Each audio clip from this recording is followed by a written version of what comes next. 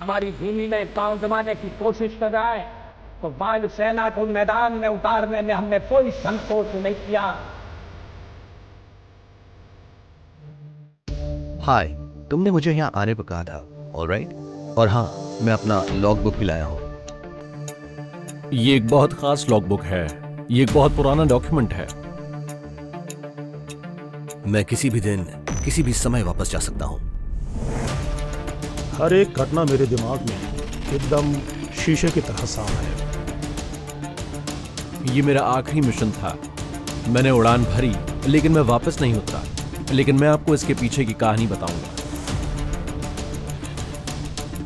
मेरा स्वागत करने और मुझे आपकी इस डॉक्यूमेंट्री का हिस्सा बनने के आमंत्रण के लिए धन्यवाद। यहाँ आकर मैं बहुत खुश हूँ। दुश्मन की गोलीबारी के बीच उड़ान भरते समय, हमला करते समय कई बार मैंने मौत को अपने आसपास देखा। मुझे 25 साल हो गए हैं, इसलिए मैं खुद को सौभाग्यशाली मानता हूँ। हमने बहुत प्रशंसनीय काम किए, कुछ ऐसे जो बिल्कुल आवश्यक थे। हमने एलओसी को फिर से कब्जे में लिया, कारगिल को फिर से जीता।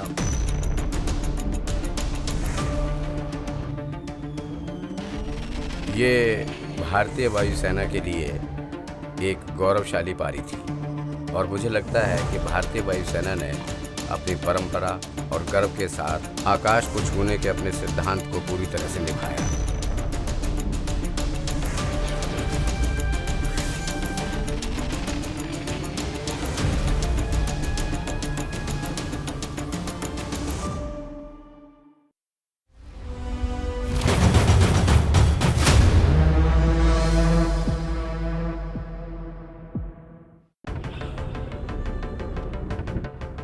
एयरफोर्स बेस श्रीनगर, ऊंचाई पर स्थित इंडियन एयरफोर्स का फ्रंटलाइन बेस, कश्मीर और इसकी अशांत सीमाओं की रक्षा करता है। ये उस क्षेत्र की निगरानी करता है जो विश्व के लंबे समय से चलते आ रहे टकराव में से एक है, भारत और पाकिस्तान के बीच। 25 मई सन 1999 श्रीनगर का एयर ट्रैफिक कंट्रोल टावर अपने विमानों को रूटीन एक्सरसाइज के दौरान डायरेक्शंस देने में व्यस्त था, जब अचानक एक इमरजेंसी कॉल ने उसके प्रसारण में रुकावट डाल दी। मुझे कॉल आया जो था AOC air commodore MD Khanna का। टैंगो टाइगर, मैंने कहा बोलिए सर। उन्होंने कहा सारे एयरक्राफ्ट को रिकॉल कर लो और फिर एक मैसेज ट्रांसमिट करो सारे सीओ और फ्लाइट कमांडर्स को, base ops at 1630। All aircraft to monitor, recall. All to land back immediately on priority. Request acknowledged. Cobra monitored. Viking monitored. Harpy monitored. Stop, initiate immediate return. सारे aircrafts को वापस बुलाने का वो order सबने सुना। Cobra 1, finals. Viking reporting long finals.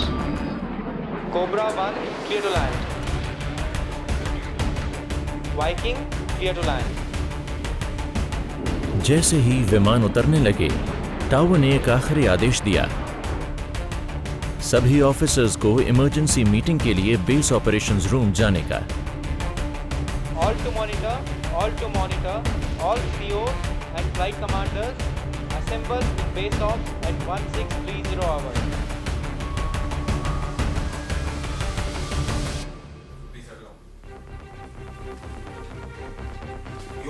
कुछ ही घंटे पहले भारतीय सरकार ने अर्जेंट ऑर्डर्स दिए थे कश्मीर के पहाड़ों में पाकिस्तान के अवैध घुसपैठ के खिलाफ हवाई अभियान शुरू करने के लिए, और जो भारत का है उसे बिना देरी के वापस लेने के लिए। श्रीनगर में इस काम को अंजाम देने के लिए भारतीय वायुसेना के टॉप बॉस को शामिल किया गया, एयर चीफ मार्शल टिपनिस। मैं air chief marshal Anil Yashwant Tipnis, पूर्व chief of the air staff. मेरे पद संभालने के कुछ महीनों के भीतर भारतीय वायुसेना ने 1971 युद्ध के बाद पहली बार ऑपरेशन शुरू किया। सन 1947 में भारत से अलग होकर पाकिस्तान बनने के बाद से ही कश्मीर संघर्ष का केंद्र बना हुआ है। पाकिस्तान 1947 से ही हताश रहा है। वो एक बड़ा देश चाहते थे, उन्होंने कश्मीर को बल से लेने की कोशिश की, तो मोहम्मद अली जिन्ना से लेकर वर्तमान तक हर पाकिस्तानी नेता का कश्मीर पर ही ध्यान केंद्रित होता है। सन 1999 से पहले भारत और पाकिस्तान ने 3 युद्ध लड़े थे और भारत हर बार विजयी रहा था। पर इस बार मामला अलग था। पाकिस्तान ने अपने युद्ध क्षेत्र को बड़ी सावधानी से चुना। पाकिस्तान के सेना प्रमुख जनरल परवेज मुशर्रफ ने एक साधारण लेकिन क्रूर योजना बनाई। उन्होंने कारगिल पर आक्रमण करना चाहा, नेशनल हाईवे 1 अल्फा को काट देना चाहा और भारत को सियाचिन ग्लेशियर से पीछे हटने पर मजबूर करना चाहा। सन 1999 की शुरुआत में पाकिस्तानी सैनिकों ने LOC पर भारतीय सेना की खाली चौकियों पर आक्रमण किया और कब्जा कर लिया। मुशर्रफ ने जो किया वो पीठ में छुरा घोंपना था और 1999 की गर्मियों में हमारे वापस जाने से पहले ही पाकिस्तानी सेना घुसपैठ कर चुकी थी और LOC के हमारे इलाकों पर कब्जा कर चुकी थी।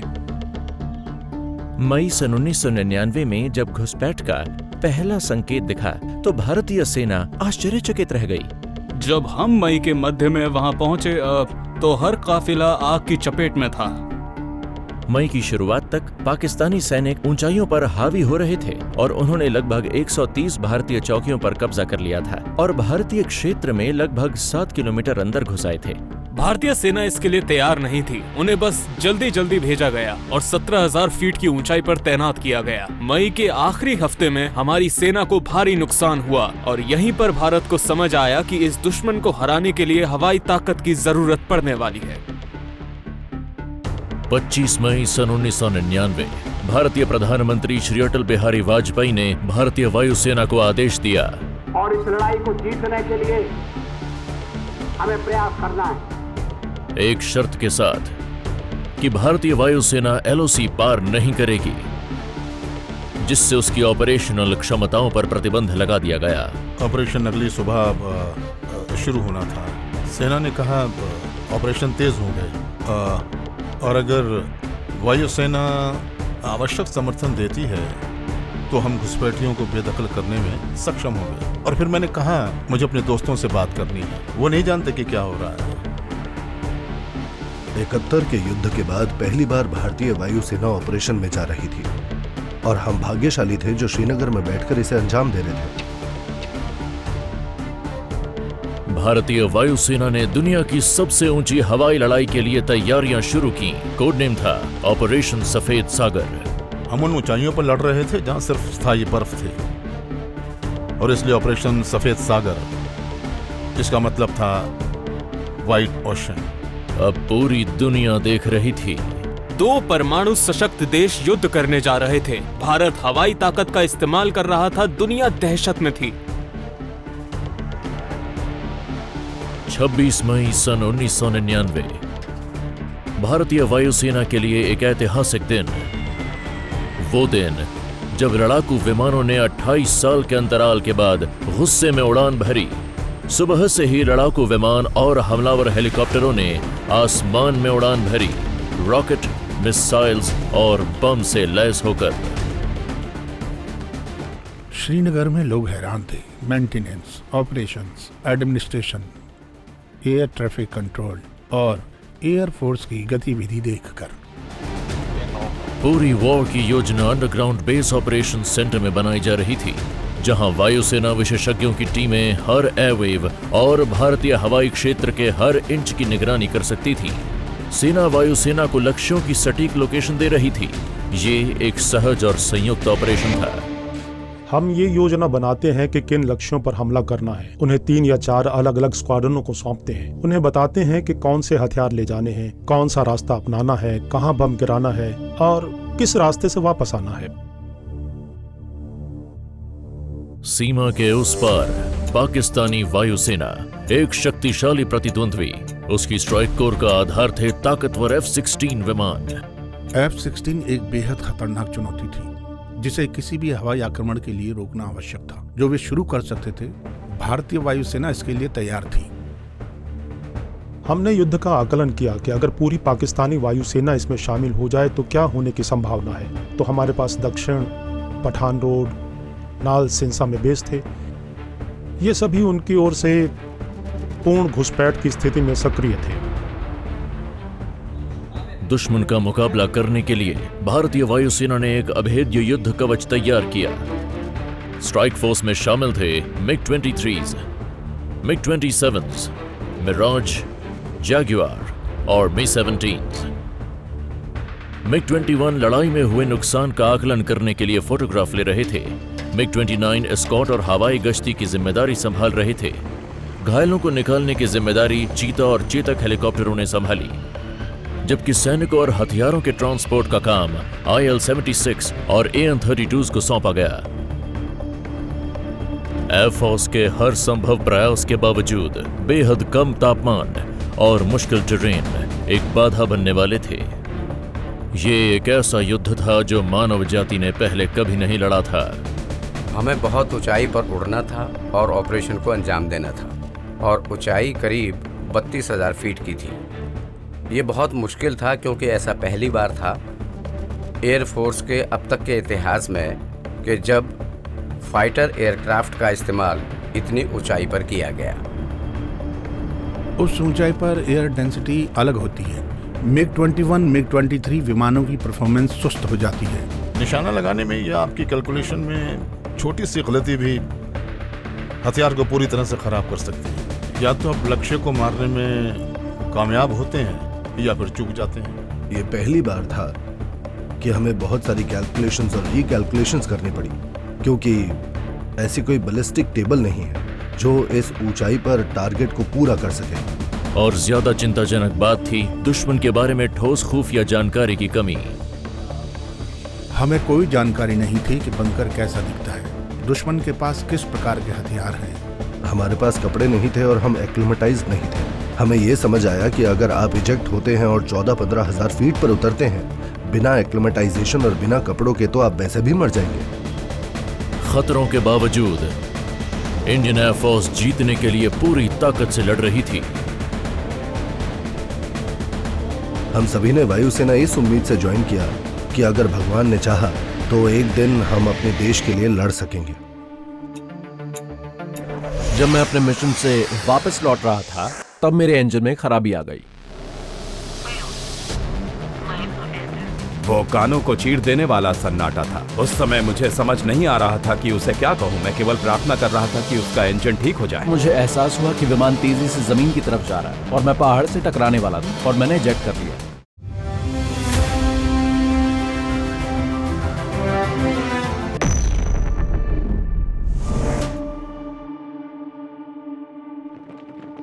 इंडियन एयरफोर्स के फ्रंटलाइन स्क्वाड्रंस ने हमले की शुरुआत की।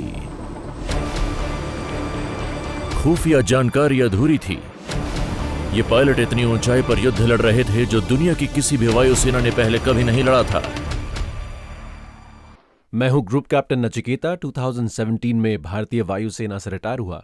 1999 में कारगिल युद्ध हुआ था और मैं लगभग 8 दिनों तक युद्धबंदी रहा और फिर मैं भारत वापस लौट आया जून 1999 में।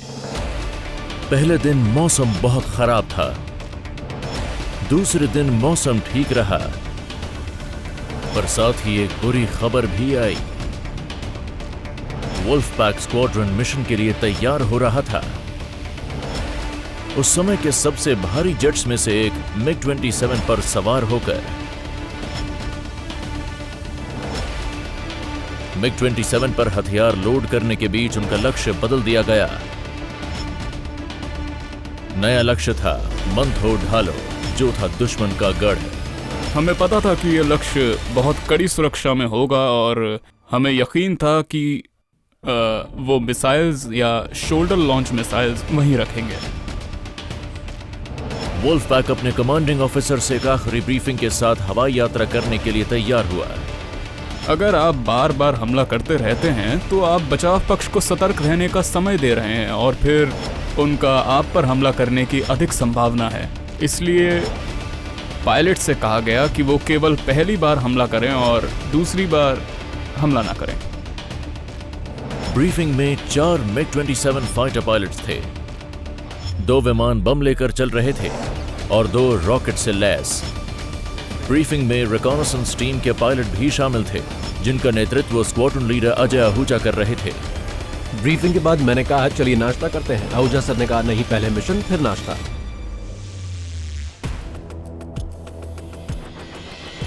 कुछ ही मिनटों में शक्तिशाली प्लेन्स हवा में उड़ान भर चुके थे। हम सभी ने लगभग 11 बजे उड़ान भरी। सबसे पहले 2 MiG-27 बॉक्सर 1 और 2, उसके बाद हाइना 1 और 2। एयर डिफेंस MiG-29 दे रहे थे जो अवंतीपुर से आ रहे थे। हम घाटियों के माध्यम से नेविगेट करते हुए और पहाड़ियों के बीच से गुजरते हुए अपने प्रारंभिक स्थान तक पहुंचे। पहले 2 MiG-27 ने अपने लक्ष्य पर बड़ा विस्फोट करने वाले बम गिराए। धमाके ने काफी तबाही मचाई थी और बाकी 2 मिग से लक्ष्य को घेर लिया गया। मैं लक्ष्य को पहचान नहीं सका, इसलिए मुझे अपना हमला छोड़ना पड़ा और बाहर निकलना पड़ा और मैं आईपी की ओर वापस चला गया। जब तक मैं आया धुआं छट चुका था और मैं टारगेट को साफ साफ देख पा रहा था, तो मैंने फायरिंग की। जब मैंने रॉकेट से अपनी फायरिंग फिनिश की तो मैंने उसे बताया कि अब टारगेट दिखाई दे रहा है। उस वक्त मैंडो वापस मुड़कर अपनी ड्रॉप के लिए आए। स्क्वाड्रन लीडर मंदो कोट इस बार हमला करने के लिए वापस आए और निशाना साधा। उनके नंबर 2 फ्लाइट लेफ्टिनेंट नचिकेता उनके पीछे पीछे आ रहे थे। मैंने अपनी गन से फायर किया और जब मैं अपने मिशन से वापस लौट रहा था तब मेरे इंजन में खराबी आ गई। मुझे उसकी कॉल मिली, मांडो नची इंजन फ्लेम आउट रीलाइटिंग। मुझे तुरंत एहसास हुआ कि शायद इस ऊंचाई पर रॉकेट फायर करने की वजह से उसके इंजन में फ्लेम आउट हुआ है। इंजन जिसे जरूरी ऑक्सीजन नहीं मिल पा रही थी वो बंद हो गया। उस ऊंचाई पर हवा की भारी कमी थी। हमारे पास एक सिस्टम है जिसमें इंजन को फिर से चालू किया जा सकता है, लेकिन उसके लिए थोड़ी ऊंचाई की जरूरत होती है। वो कानों को चीर देने वाला सन्नाटा था। उस समय मुझे समझ नहीं आ रहा था कि उसे क्या कहूं। मैं केवल प्रार्थना कर रहा था कि उसका इंजन ठीक हो जाए। इंजन ने काम करना शुरू किया और मैं इंजन रिले की लगभग हाफ स्टेज तक पहुंच पाया। तब मुझे एहसास हुआ कि विमान तेजी से जमीन की तरफ जा रहा है और मैं पहाड़ से टकराने वाला था। मेरे पास विमान छोड़ने के अलावा कोई ऑप्शन नहीं था, इसलिए मैंने अपने लीडर मैंडो को कॉल किया, नची इजेक्टिंग, और मैंने इजेक्ट कर लिया। ये एक झटका था। फाइटर पायलट का आखिरी विकल्प होता है इजेक्शन, जब उसे अपना विमान छोड़ना पड़ता है। एयरक्राफ्ट से पंच आउट करने के कुछ सेकंड्स के बाद मैंने अपने एरोप्लेन को आग के गोले में बदलते हुए देखा और वो साइड की पहाड़ी से टकरा गया। मैंने चारों ओर देखा। मैं उस जगह को देख सकता था जहां उसका विमान दुर्घटनाग्रस्त हुआ। मन तो ढालो बाउल से काला धुआं उठ रहा था, मुझे वो नहीं दिखा। सबसे पहले जमीन पे आने के बाद मैंने इस सिचुएशन को समझने की कोशिश की कि आखिर मैं हूँ कहाँ पर। क्या ये दुश्मन का ही कोई इलाका है या अपने देश का हिस्सा?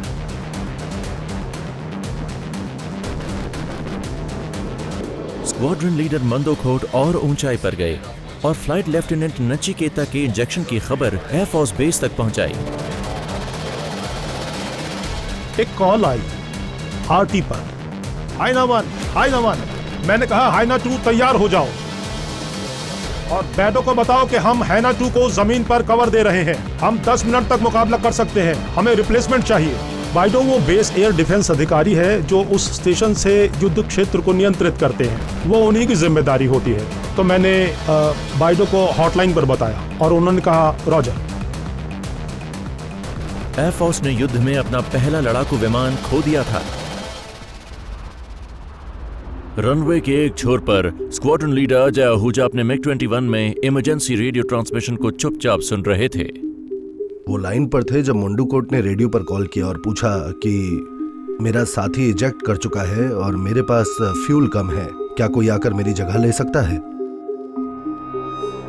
स्क्वाड्रन लीडर अजय आहूजा और उनके number 2 flying officer PG Reddy ने तुरंत नचिकेता के इजेक्शन स्थल की ओर उड़ान भरी, रास्ते में स्क्वाड्रन लीडर मंडो कोट को पार करते हुए। जब उसने मेरी फ्रीक्वेंसी पर स्विच किया तो मैंने उसे सलाह दी कि वहां कई मिसाइलें हैं, कम ऊंचाई पर ना जाएं।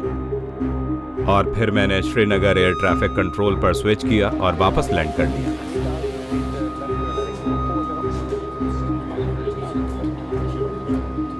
और मैं ATC की ओर भागा और जब मैं ATC पे पहुंचा तो मैंने उसे वापस आने के लिए कहा, पर बदकिस्मती से आहूजा मेरे रेडियो टेलीफोन की पहुंच से बाहर थे। आहूजा नचिकेता का पता लगाने नीचे उतरे तो दुश्मन की गोलाबारी की सीमा में आ गए और घायल हो गए। स्क्वाड्रन लीडर अजय आहूजा ने अंतिम क्षण तक अपने विमान को चलाने की कोशिश की, लेकिन किस्मत उनके साथ नहीं थी। उड़ान के वक्त उसने भारत की ओर मुड़ने के बजाय, जो लगभग 120 डिग्री का मोड़ होता है, उसने 60 डिग्री का मोड़ लिया मरोल की तरफ, जहां इंडस नदी पाकिस्तान में प्रवेश करती है। आहूजा को इजेक्ट करना पड़ा, लेकिन वो नचिकेता की तरह लकी नहीं थे। हम दोनों ने एक ही एयरबेस से उड़ान भरी, दोनों का एक ही मिशन था, पर किस्मत को कुछ और ही मंजूर था। मैंने जेट किया, उसके 15 से 20 मिनट के बाद आहूजा सर ने जेट किया। मैं बच गया, पर सर नहीं। युद्ध के तीसरे दिन तक चोटियों पर भयंकर युद्ध हो रहा था। भारतीय सेनाएं लगातार जवाबी हमले कर रही थीं। अपने चारों ओर मृत शरीर देखना, ऊपर से भारी बम गुजरना और 5140 से लगातार गोलीबारी होना, मुझे एहसास हुआ कि मेरे आदेश पर लोग मारे जाएंगे।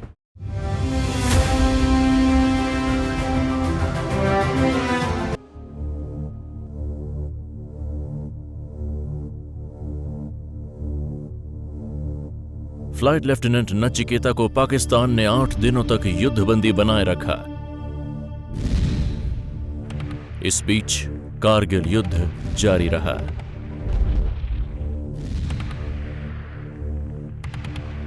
युद्ध के तीसरे दिन तक चोटियों पर भयंकर युद्ध हो रहा था। भारतीय सेनाएं लगातार जवाबी हमले कर रही थीं। सबसे खूंखार लड़ाइयों में से एक टोलोलिंग और पॉइंट 5140 की चोटियों पर लड़ी जा रही थी। दुश्मन के रक्षा लेआउट को तोड़ने के लिए इन चोटियों को जीतना महत्वपूर्ण था। सेना की सहायता भारतीय वायुसेना कर रही थी, जो दुश्मन की भीषण गोलाबारी से जूझ रही थी। मैंने अपने चारों ओर देखा मृत शरीर, सैनिकों के अमर अवशेष जो पिछली रात दुश्मन की गोलाबारी की वजह से हमले में शहीद हो गए थे। कुछ मामलों में पाकिस्तानियों को हमारे सैनिकों को निशाना बनाने के लिए अपने हथियारों और सेना का इस्तेमाल तक नहीं करना पड़ा। तब वो बस बड़े पत्थर और चट्टानों को गिरा देते और हमारे सैनिक मारे जाते। अपने चारों ओर मृत शरीर देखना, ऊपर से भारी बम गुजरना और 5140 से लगातार गोलीबारी होना, मुझे एहसास हुआ कि मेरे आदेश पर लोग मारे जाएंगे। टोलोलिंग की चोटी पर उस दिन जो भारी जिम्मेदारी मुझे सौंपी गई थी, उसका एहसास मैं कभी नहीं भूल सकता। इसलिए सेना ने वायुसेना से हवाई ताकत का उपयोग करने और दुश्मन के डिफेंस सिस्टम और संघर्ष को नष्ट करने का अनुरोध किया। तभी भारतीय वायुसेना के हेलीकॉप्टर्स मी-17 उड़ान भरने लगे।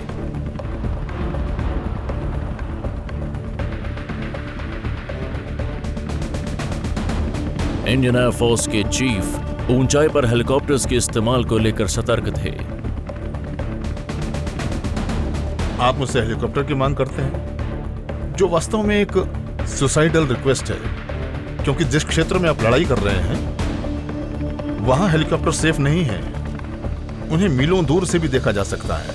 ऐसा कोई तरीका नहीं है जिससे वो अपने आप को छिपा सके। सेना प्रमुख और मेरे बीच थोड़ी बहस हो गई थी। उन्होंने यहाँ तक कह दिया था कि अगर ऐसा है तो मुझे आपकी हवाई सहायता की जरूरत नहीं है। तो हमारे बीच कुछ इस तरह की बात हुई। मैंने उन्हें कॉल किया और कहा ओके, अपनी सोच के खिलाफ मैं हेलीकॉप्टर का इस्तेमाल करूंगा, लेकिन मैं इस फैसले से खुश नहीं हूं। सभी चिंताओं के बावजूद मी-17 ने हमले के लिए उड़ान भरी।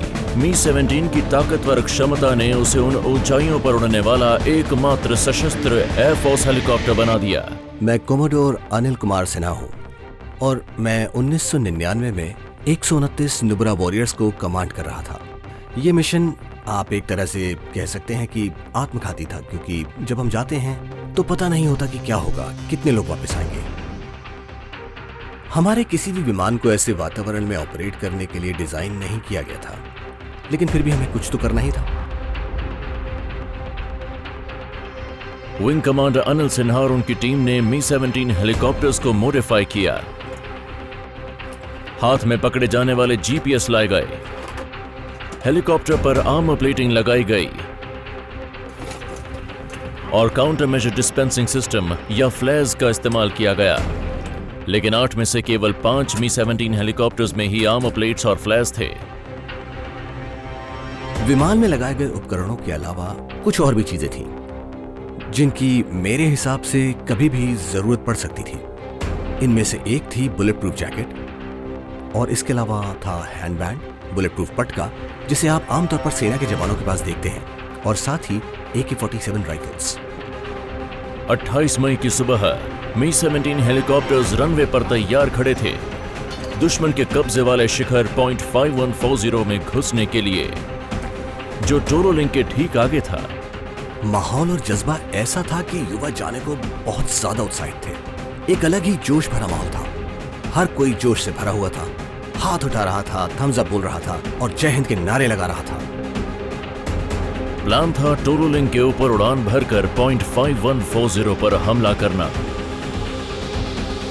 सबसे पहले लड़ाकू विमान उड़ान भरेंगे, दुश्मन पर हमला कर और उन्हें बंकरों में छिपने पर मजबूर कर देंगे।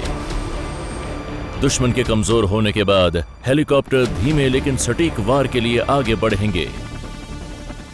उद्देश्य यह था कि जब दुश्मन का सर झुका हो तो उसको प्रतिक्रिया और मुकाबला करने के लिए बहुत कम समय मिले, ताकि हम उसे सरप्राइज कर सकें। हर मी-17 हेलीकॉप्टर में 128 रॉकेट लोड किए गए थे, लेकिन उड़ान भरने से ठीक पहले एक समस्या खड़ी हो गई। सुबह जब हम सभी लोग रनवे पर खड़े थे, मेरा विमान खराब हो गया और स्क्वाड लीडर पुंडीर और मोहलीन के विमान भी खराब हो गए। तो मैं दूसरे विमान में चढ़ गया। रनवे पर ही हमने विमान बदले और इस तरह पुंडीर और मोहलीन ने भी।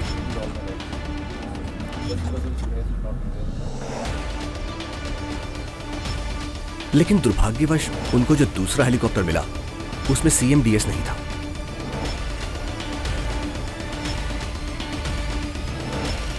CMDS या फ्लैज का न होना स्क्वाड्रन लीडर राजीव पुंदीर और उनके क्रू के लिए जोखिम भरी बात थी। इसके बावजूद टीम ने हेलीकॉप्टर में चढ़ना शुरू किया।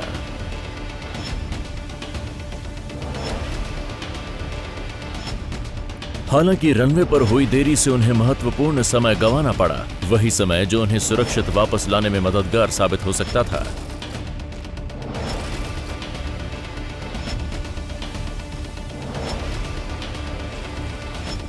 जैसे ही हेलीकॉप्टर टोलो लिंक के पास से गुजरे, दुश्मन बाहर आया और गोलीबारी शुरू कर दी। मी-17 हेलीकॉप्टर सीधे दुश्मन के अड्डे में जा पहुंचे थे। जैसे हम छोटे से कैमरे से हम दोनों फिल्मिंग भी कर रहे थे उसमें, बाद में हमने देखा कि उसमें 17-18 मिसाइलें हम पर फायर हुई थी। आप इन स्टिंगर्स को देख सकते हैं। मैं गिन सकता हूं 6-8 जो निश्चित हमारे पास से गुजर रही थी। मिसाइल्स के लगातार हमलों के बावजूद मी-17 हेलीकॉप्टर्स ने अपने लक्ष्य पर सटीक हमला जारी रखा और दुश्मन के बेसेस को तबाह करते गए। लेकिन जैसे ही वो श्रीनगर बेस की ओर लौटने लगे, उन्हें एक ऑटोमेटिक इमरजेंसी ट्रांसमिशन मैसेज मिला। मैंने सुना right engine on fire, right engine on fire. यह संकेत था कि किसी पर हमला हुआ है, क्योंकि मिसाइल विमान में लगी थी सीधे दाएं इंजन में जाकर। यह एक हीट सीकिंग मिसाइल थी। मैंने हमारे गनर से पूछा कि भाई हुआ क्या। उसने कहा हमारा विमान, उसका मतलब था कि हमारे फॉर्मेशन का एक विमान निशाना बना, तो पीछे जो एयरक्राफ्ट था उस पर हमला हुआ। मैंने फिर पूछा क्या हुआ, तो वो बोला सर मिसाइल हिट लग रहा है कुछ। फिर मैंने पूछा बचने की कुछ संभावना है, तो वो बोला सर पूरा ब्लास्ट हो गया है और मुश्किल है, कुछ लग नहीं रहा। वो हेलीकॉप्टर स्क्वाड्रन लीडर राजीव पुंदीर का था, जिसमें फ्लेयर्स नहीं थे। तीसरे दिन के अंत तक भारतीय एयरफोर्स ने 3 विमान खो दिए थे और 28 मई को भारतीय वायुसेना ने उड़ानों को अस्थायी रूप से रोक दिया। उन 2 हादसों के होने के बाद हमें समझ आया कि क्या करना जरूरी है और उसके बाद हमने सावधानी से कदम उठाए।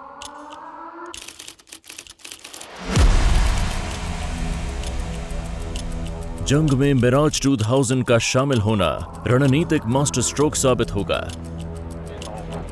क्योंकि युद्ध अब और भी भयंकर और खूंखार होने वाला था।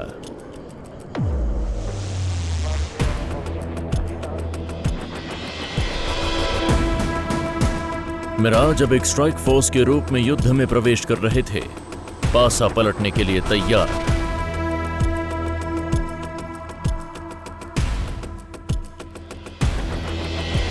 मैंने अपनी टीम से कहा, हमें यहाँ खास तौर पर भेजा गया है, हमें खुद को साबित करना है। हम यहाँ बदला लेने और हालात को अपने कब्जे में करने आए हैं।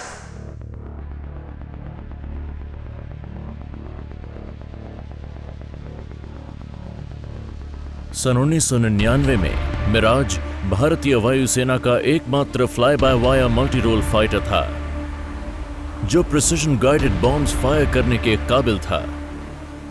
लेकिन इसके ओरिजिनल फ्रेंच 1000 kg मात्रा लेजर गाइडेड बॉम्ब्स बहुत बड़े थे और बहुत महंगे भी, कारगिल जैसे स्मॉल टारगेट्स के लिए इस्तेमाल होने के लिए। सीमा से बेहद दूर भारत में एक व्यक्ति दूसरा हथियार खोजने के एक अलग मिशन पर था। मैं एयर मार्शल अहलूवालिया हूँ। मैं ग्वालियर एयर बेस के लिए जिम्मेदार था, जहाँ मिराज 2000 एयरक्राफ्ट तैनात थे। ग्वालियर एयरबेस युद्ध स्तर पर काम कर रहा था और उसने अपने एक टेस्ट पायलट को इस प्रयास का नेतृत्व करने के लिए बुलाया।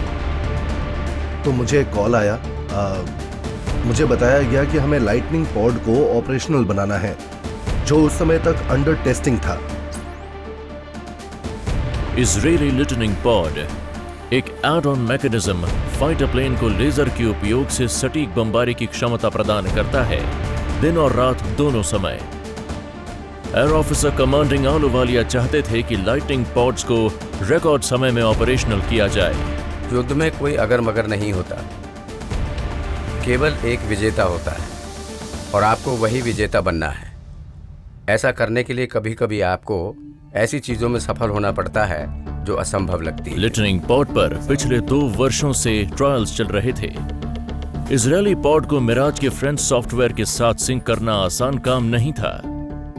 ये टीम कुछ करने में विश्वास रखती है, उन्हें खुद पर विश्वास था, उन्हें अपने प्रोफेशनलिज्म पर विश्वास था और उन्होंने ये किया क्योंकि वो जानते थे कि कई जिंदगियां दांव पर लगी थी। ग्वालियर एयरबेस पर इस समस्या को हल करने के लिए 2 तकनीकी टीमें दिन रात काम कर रही थीं। टीम 1 इजरायली पॉड को फ्रेंच मिराज सॉफ्टवेयर के साथ सिंक करने पर, जबकि टीम 2 फ्रेंच मात्रा बॉम्ब का विकल्प खोजने पर काम कर रही थी। ग्वालियर में हमारे पास बहुत ही समर्पित इंजीनियर्स, टेक्नीशियंस थे जो दिल से काम करते थे और उनके नए आविष्कारों और मिशंस को पूरा करने के उनके नज़रिए से ग्वालियर में बहुत सारे कामों को अंजाम दिया गया। टीम ने एक सामान्य 450 किलो डम बॉम्ब को स्मार्ट लेजर गाइडेड बॉम्ब में बदल दिया। इसमें अमेरिकन पेव वे 2 किट को आगे और पीछे फिट करना पड़ा। आगे की तरफ लेजर रिसीवर लगाया गया, जबकि पीछे कंट्रोल सिस्टम फिट किया गया जो बॉम्ब को लक्ष्य तक ले जाने का काम करेगा। भारतीय वायुसेना के पायलट्स, इंजीनियर्स, पूरी टीम तुरंत निर्णय लेने और काम करने में जुटी हुई थी। इस युद्ध को सर्दियों से पहले खत्म करना जरूरी था। पाकिस्तानियों को वापस भेजना था और उनकी सप्लाई चेन्स को तोड़ना था। सिर्फ 1 सप्ताह के अंदर टेक्निकल टीम ने 4 मिराज विमानों में इजरायली लाइटनिंग पॉड फिट कर दिए। इसके बाद टीम राजस्थान के रेगिस्तान में इसका परीक्षण करने के लिए रवाना हुई।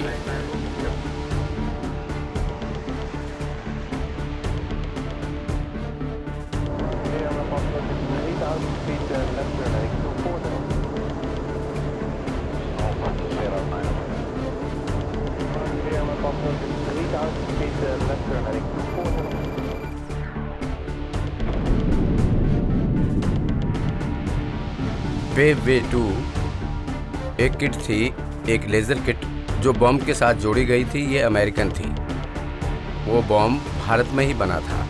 लेजर डेजिग्नेशन पॉड वो इजरायली था, विमान फ्रांस का था और पायलट भारतीय। इन सभी चीज़ों को एक साथ जोड़ना वाकई शानदार था। टेस्ट सफल रहा और एयरफोर्स हेडक्वार्टर्स को अब विश्वास हो गया था कि मिराज एक गेम चेंजर साबित हो सकता है।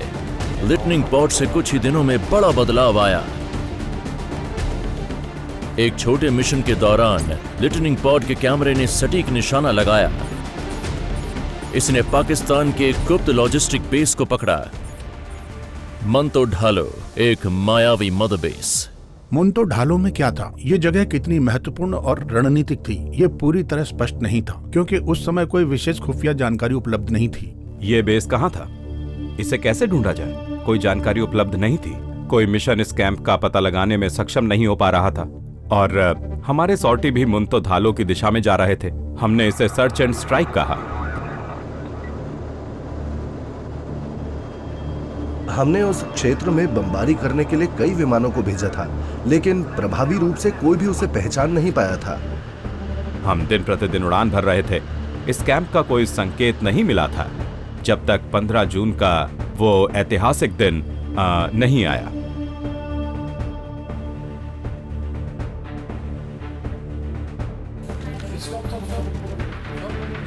कैमरा ने एक बड़े दुश्मन बेस को पहचान लिया, मंतो ढालो लॉजिस्टिक्स कैंप। हमने कम से कम 2 या 3 बार रिवाइंड किया, हम इसे पहचान नहीं पाए और चौथी बार हमें कुछ ऐसा दिखाई दिया जो एक कैंप जैसा लग रहा था।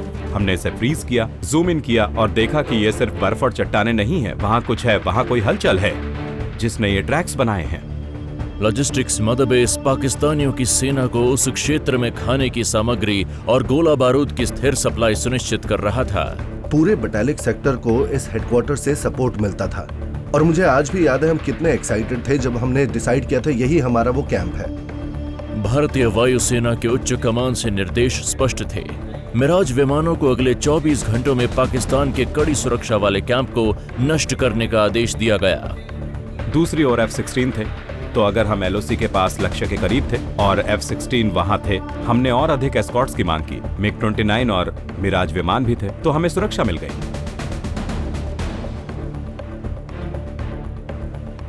अगली सुबह हमले का हिस्सा बनने वाले 4 लोग काफी ऊंचाई पर उड़ते हुए बहुत जल्दी टारगेट एरिया के ऊपर गए ताकि दुश्मन को कोई चेतावनी ना मिल सके।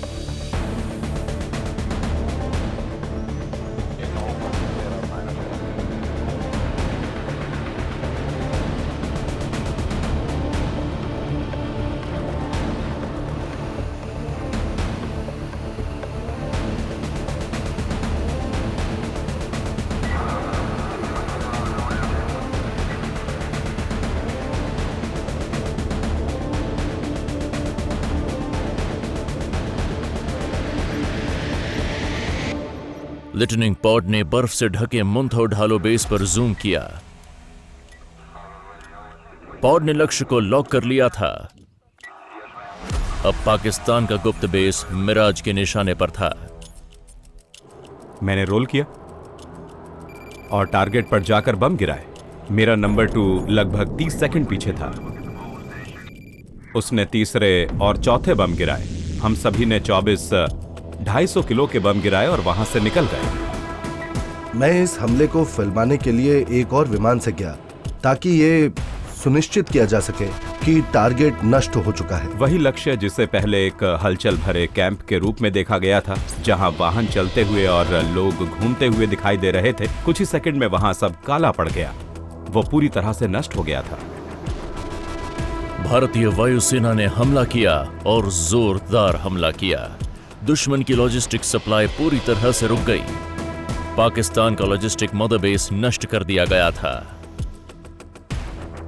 उनके हथियार, उनका गोला बारूद, उनकी सप्लाई सब नष्ट हो गई और मंतो ढालो में बड़ी संख्या में पाकिस्तानी सैनिक मारे गए। एक सफल हमला था, शायद पूरे कारगिल ऑपरेशंस का सबसे सफल हमला। संसाधन पश्चिम की ओर कम हो गए, जहां उनकी सप्लाई की जा रही थी। ये एक अहम मोड़ था। इससे युद्ध छोटा हो गया, नहीं तो पाकिस्तानी वहां और ज्यादा समय तक टिके रहते। लिटनिंग पॉड के कैमरा ने अपनी उपयोगिता साबित कर दी थी। अब बारी थी मिराज के लेजर गाइडेड बॉम्ब्स की, जो हम भूमिका निभाने वाले थे। उनका पहला लक्ष्य था दुश्मन का मजबूत किला टाइगर हिल। पाकिस्तानी सैनिक इस चोटी पर जमे हुए थे, जो क्षेत्र में सबसे ऊंची थी, 16,700 फीट की ऊंचाई पर। इस चोटी से दुश्मन को NH-1A पर पूरी तरह से नजर रखने का फायदा मिल रहा था। और क्योंकि वो उस ऊंचे स्थान पर थे, वो वहां से हमारे द्रास एरिया में मौजूद सैनिकों पर गोलीबारी सटीक रूप से कर सकते थे। भारतीय सेना टाइगर हिल को फिर से कब्जे में लेने की कोशिश कर रही थी, लेकिन इलाका बेहद कठिन और घातक था। टाइगर हिल के दोनों तरफ की ढाल बहुत खड़ी थी, इसलिए सामने से उस पर हमला करना बहुत ही मुश्किल था। ये भारतीय सेना के लिए एक मिशन इम्पॉसिबल था, क्योंकि जब एक पेट्रोल ऊपर चढ़ती उसे पाकिस्तानी सैनिकों का सीधा सामना करना पड़ता। इसीलिए इसे नष्ट करना हमारे लिए बहुत महत्वपूर्ण था।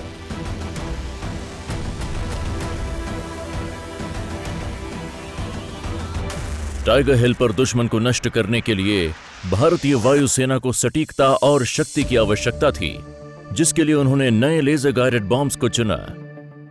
भारत इनका उपयोग इतिहास में पहली बार करने जा रहा था। दाव बहुत ऊंचे थे और एक अनएक्सपेक्टेड गेस्ट ने इस ऐतिहासिक घटना का हिस्सा बनने का निर्णय लिया। बिना किसी प्लानिंग के अचानक ही मैंने आदमपुर में लैंड किया। उन्हें उम्मीद नहीं थी कि मैं यहाँ पर पहुंच जाऊंगा। मैंने कहा मैं आना चाहता हूँ और मैं विमान उड़ाने वाला हूँ। उन लोगों की आंखें खुली की खुली रह गईं। शुरुआत में हम नहीं चाहते थे कि वो उस खतरनाक इलाके में हो। उन्होंने कहा क्या हुआ चीफ, देखिए आप उड़ा नहीं सकते हैं, ये ऑपरेशन क्षेत्र है, कोई उस तरफ से आ सकता है। मैंने कहा हाँ, लेकिन हम एलओसी को पार नहीं कर रहे हैं। वो उड़ना चाहते थे, उन्हें रोकने का कोई तरीका नहीं था। ये गंभीर मामला था, क्योंकि वायुसेना प्रमुख का युद्ध में भाग लेने का सवाल ही नहीं था, जहां उन्हें मार गिराया जा सकता था। लेकिन इन सभी पहलुओं पर विचार किया गया और हमने हर संभावना के बारे में बात की। लेजर ने फायर करना शुरू कर दिया और हमने बस काउंटडाउन किया। 2 सेकंड लगे और धमाका हुआ। टाइगर हिल कैंप धमाकों से गूंज उठा। 26,000 फीट से अधिक की ऊंचाई पर लेजर गाइडेड बॉम्ब गिराकर यह अद्भुत उपलब्धि हासिल की गई।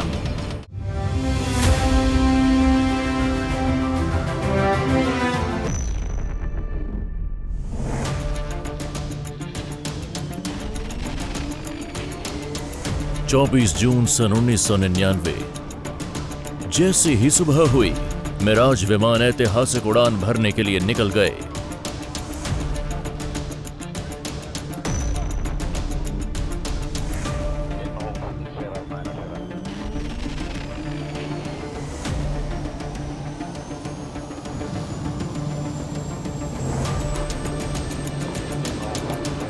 हम मौसम साफ होने की पुष्टि करने के लिए थोड़ा पहले ही निकल गए थे। हम लगभग 6:45-6:50 तक जनरल टारगेट एरिया के करीब पहुंच गए थे। मैं नेतृत्व करने वाले सबसे आगे के विमान में था। नंबर 2 में थे नाम्बी और मोनिश, और नंबर 3 में बेशक थे बड़े चीफ और हमारे सीईओ विंग कमांडर छाबड़ा। हम टाइगर हिल साफ देख सकते थे, क्योंकि आर्मी ने ग्राउंड पर फ्लेयर जलाए थे और टारगेट्स की बहुत अच्छी तरह से मार्किंग की हुई थी। 50 मील दूर से भी आप फ्लेयर को देख सकते थे और हमें पता था कि हमें कहां जाना है। दिन साफ था, लक्ष्य पहचान लिया गया था, सब कुछ योजना के अनुसार हो रहा था। लेजर पॉड्स ने लक्ष्य को लॉक कर लिया। मिराज हमला करने को तैयार हो गए। हम 2 अलग अलग दिशाओं से आ रहे थे, इसलिए हमने विमानों की अलग अलग ऊंचाइयां बनाए रखी। हमें अपनी गति बढ़ानी पड़ी ताकि बम को अधिकतम दूरी और काइनेटिक एनर्जी मिले, ताकि वो अधिकतम प्रभाव के साथ गिरे। मैंने ट्रिगर दबाया और बॉम्ब निकल पड़ा। हम इसे महसूस कर सकते थे। विमान अचानक हल्का हो गया। पायलट्स जानते थे कि लेजर पॉड्स उन्हें निराश नहीं करेंगे। लगभग 30 सेकंड बाद दूसरा जेट भी लक्ष्य पर वार कर चुका था। लगभग 30 सेकंड बाद विंग कमांडर नाम्बियार दूसरी तरफ से आए और हम दोनों एक दूसरे के पास से गुजरे। मतलब हम लोग कुछ इस तरह से निकले होंगे। लेजर ने फायर करना शुरू कर दिया था। हम इसे स्क्रीन पर देख सकते थे और हमने बस काउंटडाउन किया। उस काउंटडाउन के बाद 2 सेकंड लगे, वो 0 तक पहुंचा और धमाका हुआ।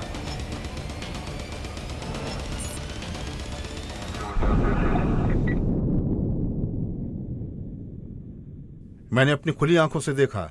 मैं पीछे रियल कॉकपिट में बैठा था और अचानक एक बड़ा धमाका हुआ। एक जोरदार रोशनी दिखाई दी।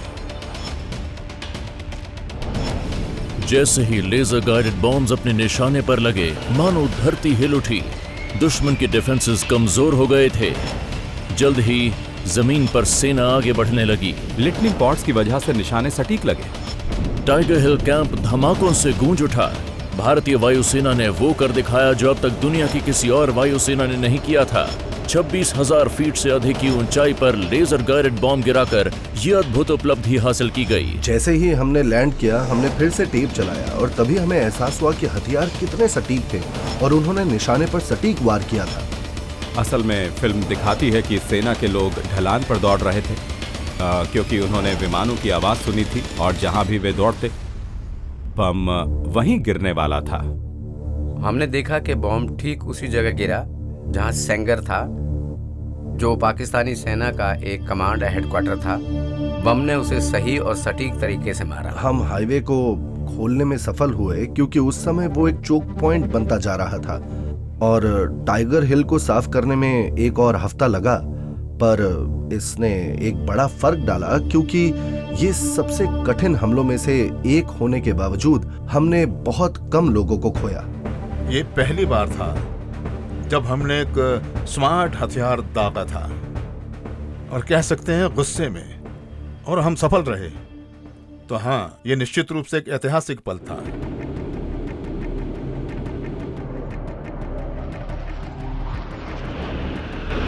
एयरफोर्स और आर्मी ने मिलकर जो प्रयास किया वो शानदार था। इसने हाई ऑल्टीट्यूड पर लड़े जाने वाले युद्ध की कला को न सिर्फ देश के लिए बल्कि पूरी दुनिया के लिए एक नई परिभाषा दी।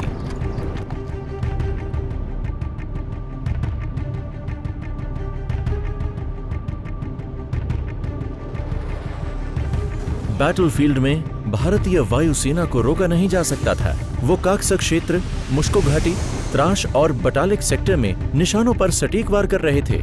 पाकिस्तानी वायुसेना ने सीमित भूमिका निभाई, शायद इसलिए क्योंकि भारतीय वायुसेना के पास उनके खतरे का मुकाबला करने के लिए काफी तरीके थे। पाकिस्तान जानता था कि वो इस युद्ध को जारी नहीं रख सकेगा। वो भारतीय क्षेत्र में अपनी वायु शक्ति का उपयोग नहीं कर सकता था क्योंकि इससे युद्ध की काफी बढ़ोतरी होती और पाकिस्तान इसके लिए तैयार नहीं था।